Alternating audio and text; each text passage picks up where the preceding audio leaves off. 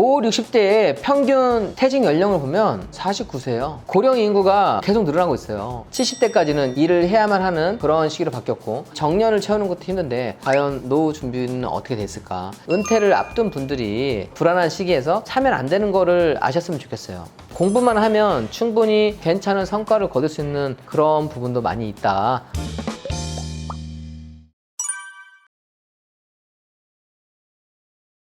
은퇴에 대해서 한번 얘기를 하려고 합니다. 은퇴에 대해서. 직장인들의 희망 은퇴 시기는 60세에서 64세래요. 그런데 내가 원래 64세까지 일을 하고 싶은데 체감 정년은 56세라고 합니다. 그런데 또 한 가지를 알려드리면 평균 퇴직 연령이 49이래요. 49세가 퇴직 연령이고, 노후 소득을 좀 충당하기 위해서는 72세까지는 열심히 일해야 될 때라고 해서 72세까지는 일을 한대요. 요즘에 젊은 사람들은 일을 안 하려고 하고, 나이 드신 분들은 일을 하려고 하는 추세라고 합니다. 월 생활비는 한 203만 원 정도를 먹고 쓰고 이런 걸로 사용해야지 기본적인 생활을 할 수 있다는 겁니다. 퇴직 후에는 당신이 현재 어떤 직업을 가졌는지 중요하지 않고, 퇴직할 때는 허드렛 일이라도 하겠다는 마음부터 가져야 된다. 일단 뭐 기사 자체가 무겁습니다. 5, 60대의 평균 퇴직 연령을 보면 49세예요. 저는 그래도 50대일 줄 알았더니 이거는 조금 충격적이었습니다. 생각보다 조기 은퇴를 많이 하는구나. 요즘 파이어족이 많아서 그런가? 어쨌든 평균 퇴직 연령은 49세고, 고등학생 때까지는 좋은 대학을 가는 게 성공의 기준점이었어요. 이른바 스카이잖아요. 스카이라고 얘기하고, 좋은 대학에 갔을 때는 좋은 회사에 들어가는, 큰 이름 있는 회사에 들어가는 게 성공의 기준이 되는 겁니다. 포스코 다니시는 분인데 지금 5월 말 퇴직을 앞둔, 퇴직을 하셨겠네요. 지금까지는 성공한 인생이에요. 그러니까 57세까지 공부도 되게 잘했을 거 아니에요. 57세에는 임원까지 갔던 분인데 역류성 식도염에 걸려야 돼요. 역류성 식도염. 그러니까 잠을 못 자는 거예요. 소화도 안 되고. 퇴직하기 전에도 57세까지는 성공한 인생이었지만 그 다음까지는 사실 계획을 안 했잖아요. 그 다음부터는 노후나 아니면 그 다음 인생을 해야 되는데 저렇게 많이 좀 불안해 하는구나. 그 다음에 이거는 또 삼성에서 여성 첫 정년 은퇴, 여성으로 정년까지 근무한 사람 한 사람이 나왔다는 얘기예요. 지금 삼성이 얼마나 오래됐어? 정말 많은 사람들이 입사를 했지만 이 회사에서 정년을 채운 게 지금 첫 번째 사람이래요. 첫 번째. 여자 동기분들은 대다수 3년도 못 버티고 떠난대요. 그런데 어떻게 37년을 근무했냐? 새벽 1시까지 근무는 기본, 쉬는 날 한 달에 고작 이틀, 뭐 이런 경쟁에서 살아남았기 때문에 37년을 할 수 있었던 거고, 그렇지 않으면 대부분은 3년 안에 그만두는 것 같습니다. 3년 안에. 대기업에서 정년을 채우는 것도 이렇게 하늘의 별 따기다. 정년을 채우는 것도 힘든데 과연 노후 준비는 어떻게 됐을까? 50대까지는 다 성공하셨던 분들이에요. 여기 지금 나오는 분도 대기업에서 27년간 근무하고 임원까지 했다고 하면 대기업에서도 좀 성공한 인물에 속합니다. 그래서 저분은 엘리트 코스라고 할 수가 있는데, 이분은 내가 지금까지 임원으로 살았기 때문에 앞으로도 괜찮을 거라고 생각했는데 그만두고 나서는 냉혹한 현실, 자동차도 그냥 대중교통으로만 다니고 37평 아파트에서 16평짜리로 줄였대요. 4개월 동안 중고나라에 물건 팔 정도로 임원이었을 때 삶에서 노후가 전혀 준비가 안 됐던 거죠. 그냥 나오자마자는 들어갈 회사도 없고 있는 돈 써야 되니까 생활 기본 유지비도 안 되니까 평수도 확 줄여서 기존에 있던 물품들도 다 팔았다는 겁니다. 우리나라는 뭐 남자들은 명함이 사라지면 인맥도 사라진다고 얘기를 하는데, 자, 이분 같은 경우에는 은퇴하는 순간 모든 전화번호가 다 끊겼대요. 50대까지 승승장구할 때 부장님, 뭐 이사님, 많은 분들이 골프 치고 나가고 했지만 딱 퇴직하고 나니까 모든 전화가 끊겼대요. 전화를 안 받는 거예요. 이제는 내가 그냥 범인으로 돌아온 거? 이렇게 됐다는 얘기입니다. 일자리를 알아봤지만 지속적으로 할 만한 일자리는 결국 잡지 못했다. 50대까지는 성공한 삶이어도 막상 그 이후에 나와서 현실을 보니까 아마 힘들었을 겁니다. 퇴사를 앞둔 시점부터 퇴사하고 나서는 냉혹한 현실이다. 내 주변의 인맥도 모두 다 사라진다. 예전에는 이렇게 정년까지 딱 퇴직을 하면 그 다음부터는 자식들이 봉양하고 효도도 하고 했어요. 그런데 이분들은 일도 엄청나게 열심히 하고 자식도 다 키우고 부모도 모시고 했던 분들이지만 노후는 스스로 책임져야 되는 걸로 바뀌었어요. 이제는 자식들이 부모님하고 같이 거주하는 것도 싫어하고 부모님도 불편해하고 이분들부터가 거의 꼈습니다. 저도 마찬가지예요. 저도 부모님 챙겨드리고 자식도 잘 키우고 하지만 제가 나중에 나이 먹었을 때는 그렇지 않은, 거의 우리 우리 세대가 좀 그런 세대인 것 같습니다. 그래서 일단 통계로만 보면 고령 인구가 계속 늘어나고 있어요. 2060년 되면은 전체 인구의 43%니까 거의 반이에요. 반을 향해 달려가고 있는데 고령 인구는 계속해서 이렇게 늘어가고 있습니다. 여기서 1인 가구도 늘어가고 고령 인구도 늘어가서 반려견 사업도 괜찮다고 했지만 실버 산업도 앞으로는 되게 좀 유망하다. 실버에 대한 여러 가지 사업들, 아이템들은 계속해서 호황일 수밖에 없다. 이 통계를 보면 딱 나와 있죠. 항상 수요만 잘 찾으면 크게 실패는 없잖아요. 자, 어쨌든 우리나라도 점점 시간이 흘러갈수록 노인 인구가 인구의 절반을 차지할 정도로 늘어나고 있는데 반대로 노인 인구의 빈곤율은 어떠하냐? 40%대? 중산층보다 아래면 저 빈곤율이 되고 한 40%대는 저렇게 되어 있고 실업률도 일을 하고 싶어 하지만 34%는 국가의 보호, 어떤 단체의 보호를 받아야 되는 수준으로 되는 겁니다. 혼자 사는 고령자 취업자 지수는 평균 수명이 늘어났기 때문에 노동력을 통해서 살아갈 돈을 더 모아야 돼요. 옛날에는 정년하고 나서 우리나라 평균 수명이 70대, 80대였을 때는 몰라도 지금은 기본 100세고 저희는 120에서 150까지 가지 않을까요?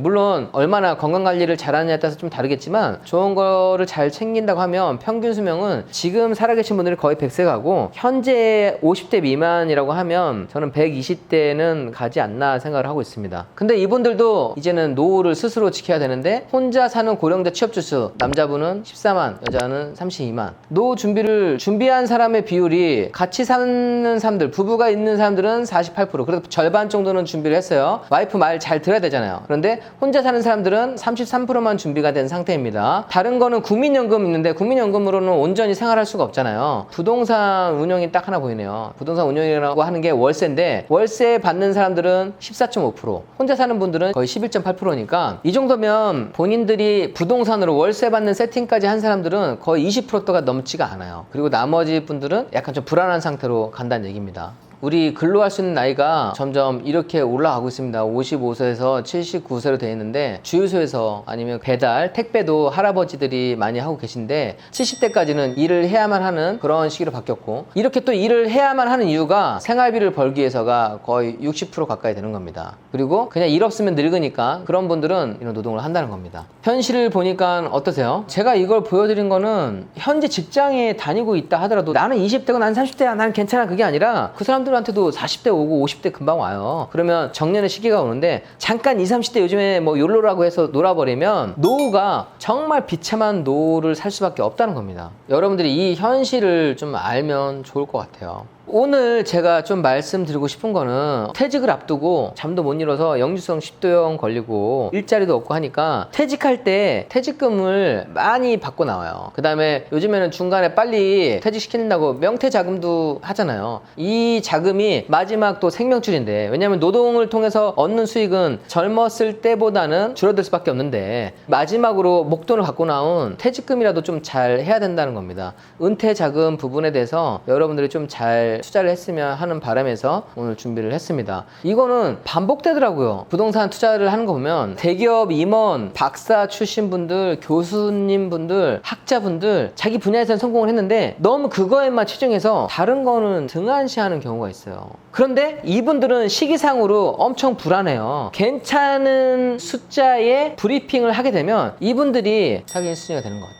이렇게 불안한 시기일수록 판단력이 흔들어지잖아요. 이때 사는 부동산에서 실수를 많이 한다는 얘기입니다. 그 부분을 좀 말씀드리려고 하는데 오늘은 사야 되는 거 말고 부동산 투자를 공부하는 거는 하지 말아야 될 거를 걸러내는 과정이라고 했잖아요. 그 다음에 괜찮은 것을 골라내는 건데 은퇴를 앞둔 분들이 불안한 시기에서 사면 안 되는 거를 아셨으면 좋겠어요. 그거 중에 하나가 분양형 호텔, 어디 바다 뷰 있고 거기 호텔 하나 딱 받고 매월 안정적으로 뭐 10몇 프로의 수익을 드리겠습니다 해가지고 이거에 현혹 안 될 것 같지만 그래도 저거에 계속해서 낚이는 분들이 계시더라고요. 그러니까 광고가 계속 나오는 거죠. 분양형 호텔 이런 거는 사면 안 돼요. 왜냐면 저기서 얘기했던 그 수익이 이루어지는 경우가 거의 없고 재산권 행사가 제대로 되지 않습니다. 임대 매매도 잘 되지도 않아요. 그리고 혁신도시의 상가? 혁신도시가 뭐예요? 지금 우리 서울 수도 수도권에서 상권 형성된다는 모르겠지만 그렇지 않고 뭔가 다른 테마로 인해서 이 혁신도시라는 거를 정부에서 좀 많이 만드는데 혁신도시의 상권이 제대로 형성된 경우가 거의 없어요. 왜냐하면 혁신도시는 잠시 근무하기 위해서 만들어진 공간이고 실제로 아기를 키우고 내가 소비를 하는 거는 다른 곳에 가서 소비를 하기 때문에 혁신도시의 상가는 제대로 된 형성이 안 되는 경우가 거의 대부분이다. 신축 오피스텔, 신축 상가 주변에 제가 항상 시세를 강조하는데 주변 시세보다 높은 가격으로 책정을 해서 임대 수익을 브리핑하기 때문에 겉모양이나 조감들은 정말 예쁘다 하더라도 주변 인근 시세는 최소한 확인하신 다음에 투자를 하시길 바라겠습니다. 지난번에 어떤 분이 좀 물어보더라고요. 터미널하고 딱 붙어있는 상가를 분양을 한대요. 터미널 상가가 있으면 많은 사람들이 버스를 타고 뭐 이런 거를 해서 홍보를 하는 거죠. 전국으로 가는 많은 사람들이. 이 터미널이 붙어있는 상가 좋을 것 같아요? 안 좋을 것 같아요?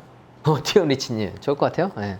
터미널이 없는 것보다는 좋을 것 같지만 그거 자체가 괜찮지는 않아요. 왜냐하면 백화점 갈 때 쇼핑을 여유 있게 하잖아요. 백화점은 맘먹고 쇼핑하러 간단 말이에요. 거기는 물건을 사러 가는 곳인데 난 버스 타기 전에 3시간 전에 가서 쇼핑해야지 라고 하는 분 계세요? 평상시에? 버스 시간 맞춰 가기도 바빠요. 거기에 상가 내봤자 장사가 안 된단 말이에요. 그 소비자 입장에서 생각해보면 답이 나오잖아요. 쇼핑을 위한 목적은 오히려 쇼핑몰이나 백화점으로 가지, 먹는 거는 잘 되는 건 정해져 있잖아요. 빨리 먹을 수 있는 우동, 그런 게 잘 되는 거지 쇼핑센터가 잘 되는 게 아니잖아요. 상식선에서 생각해보면 답이 나오거든요. 부천도 소풍 터미널에 있는 상가라고 해서 분양을 성공했어요. 거의 100% 가까이. 엄청나게 분양가도 높았는데, 그런데 분양하고 뚜껑을 열어봤는데 쫄딱 망했죠. 왜냐면 사람들이 오질 않아요. 버스만 타고 가지 거기서 쇼핑을 하지 않아요. 나중에 지금 뉴코아가 들어와서 그나마 지금 하고 있지만 그래도 분양했던 사람들은 엄청나게 돈을 많이 벌었고 분양 받았던 사람들은 쪽박을 찼다. 저렇게 좀 포장된 거를 장밋빛 전망만 보면 안 되고, 특히 은퇴 시기에는 이런 거 하시면 안 돼요. 이거는 공부를 정말 안 하는 분들이 사는 물건이에요. 제가 오늘 얘기하고 싶은 거는 노후가 준비돼야 성공한 인생입니다. 노후가 준비돼야 성공한 인생이지 50대까지 성공하면 뭐해. 전화도 다 끊기고 일할 곳도 없고 절반만 성공하고 나머지 노후가 비참하면 성공한 인생이 아니잖아요. 이 분양형 호텔 이거는 계속 나오더라고. 계속 뭐 다단계도 마찬가지지만 다단계는 젊은 사람들, 이런 분양형 호텔 같은 경우에는 꼭 은퇴 시기를 앞둔 분들이 많이 당하더라고요. 브리핑 하는 것만 보고서 하시면 안 된다라고 말씀을 좀 드리고 싶어요. 하지 말아야 될 거 이런 거는 좀 피하셨으면 좋겠다라고 하는 거를 말씀드렸고요. 빚 좋은 개살구라고 했네요. 은퇴 자금으로 방금처럼 나는 기본적으로 생활비가 필요해, 내 품위 유지비를 하려면 200, 300, 500은 들어와야 된단 말이야 라고 얘기를 하면 수익형 부동산을 사거나 창업을 하죠. 창업.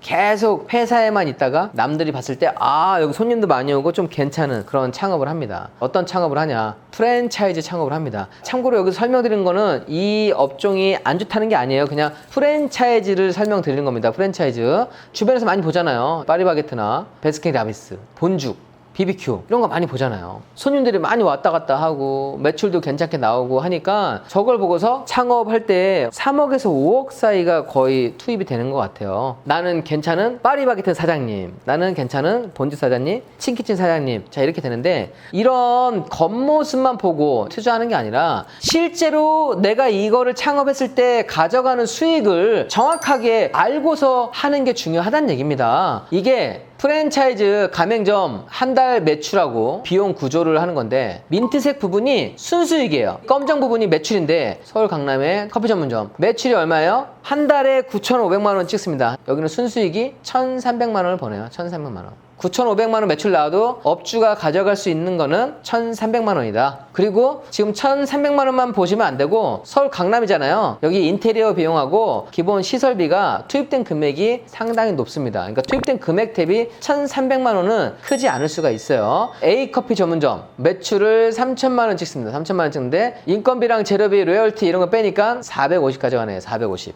편의점은 매출 3,200만 원인데 업주가 가져가는 거는 300만 원. 매출이 많이 나온다고 해서 그게 중요한 게 아니라 실제로 인건비, 재료비, 원가 빼고 나서 내가 가져갈 수 있는 순수익이 되게 중요한 건데, 업주가 그런 얘기 했어요. 아니 나보다 직원이 돈 더 많이 벌어요. 그러면 사람들은 에이 뭔 소리야, 당신은 사장인데 이렇게 의리의리하게 차렸는데 나보다 적게 가져간다고? 실제 저걸 까보면 더 적게 가져간다는 얘기예요. 직원 같은 경우에는 뭐 야간 수당이 붙든 주말 수당이 붙든 뭐가 붙든 오히려 저 돈을 훌쩍 넘긴다는 얘기입니다. 만약에 이거를 지금 창업이라고 하면 부동산으로 받는 300만 원하고 원하고 이 창업으로 받는 300만 원하고는 아예 차원이 달라요. 부동산은 그냥 사놓으면 내가 신경 안 쓰고 세입자 들어오는 돈을 챙기는 거지만 창업 같은 경우는 직원이 뭐 저 그만두겠습니다, 손님이 먹튀를 했어요, 뭐 이런 것까지 감수하고 가져가는 금액이 300만 원대라는 얘기예요. 야, 나는 프랜차이즈 해서 정말 괜찮은 사장이야 라고 해서 이렇게 쫙 차렸지만 실제로 매출도 뭐 9천 이렇게 나지만 실제 가져가는 금액은 몇백만 원이 안 된다. 신경 쓸 거 다 쓰면서 얼마가 안 된다라고 하는 겁니다. 그래서 여러분들이 프랜차이즈를 가맹을 하기 전에도 가맹점 이 구조 같은 거, 이거 요즘에 이거는 기사가 다 나온 거니까 이미 공개된 자료니까 제가 얘기를 하는 겁니다. 프랜차이즈 매출이 나왔을 때 가맹점 가입비부터 이거 빼가는 부분, 로열티 부분까지 해서 순수로 가져가는 금액이 얼마인지를 알고서 창업을 해야 된다는 겁니다. 저는 세상에 이끌려가는 걸 별로 좋아하지 않아요. 또 정부가 아무리 이번에 대통령이 되면 제가 이렇게 하겠습니다, 이번에 우리가 정권을 잡으면 이렇게 하겠습니다, 내 인생은 내가 바꿔야 되는 거지 남이 내 인생을 잘 살게 해줄 수 없어요. 내가 지금 좋은 직장에 들어갔어도 준비하지 않으면 노후는 비참하다. 물론 저건 지금 평균적이기 때문에 더 괜찮은 회사, 행크는 70까지 다닐 수 있어요. 70. 우리 PD 몇 살까지 다닐래? 편집 몇 살까지 할 수 있어? 80대까지 가능하면 내가 받아줄 수 있어.